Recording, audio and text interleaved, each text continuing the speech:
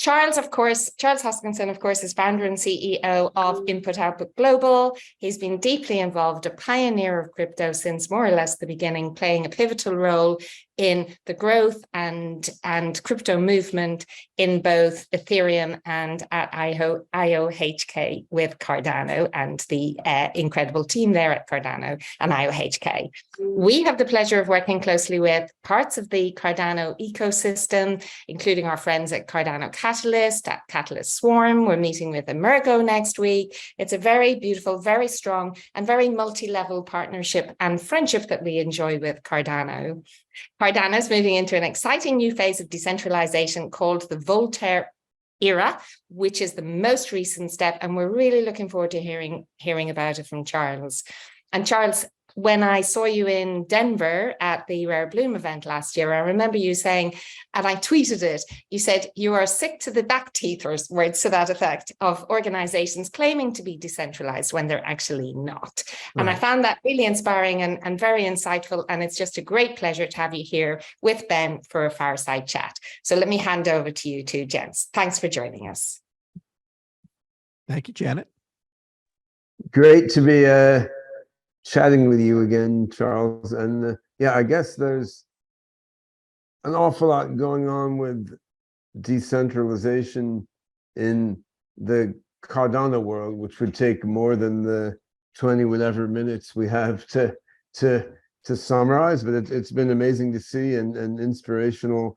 And the point of this summit, which this chat is a part of, is SingularityNET is aiming over the next couple years to transition to fuller and fuller, genuinely decentralized governance that's involved in more and more of the finer grained decisions going on. I mean, we have voting, and we've had voting about major issues, but still most of the day-to-day is still done by a relatively small number of people who have just devoting their lives to the project. I mean, we're decentralized in terms of voting on significant issues and in terms of the code development with open source developers and so forth, but we want to bring it further and further. And as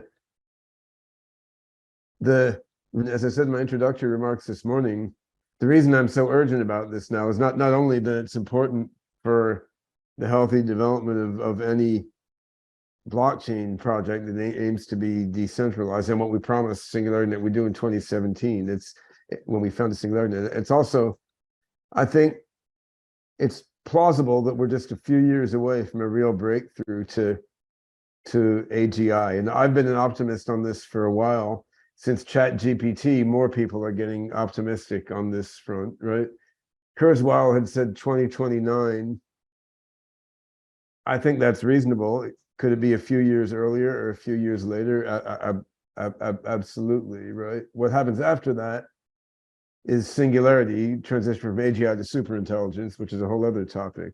But in what happens before that, between the early stage, like the true sparks of AGI to the full-on human-level AGI, in that interim, I think the way things play out could be very different if the first AGI is rolled out in a fundamentally decentralized platform versus if it rolls out within a big tech company or a government lab. So that's sort of put a fire under my butt, like, well, AGI may really be coming in a few years. We want to be sure we have fully, solidly, totally decentralized everything by the time that comes about.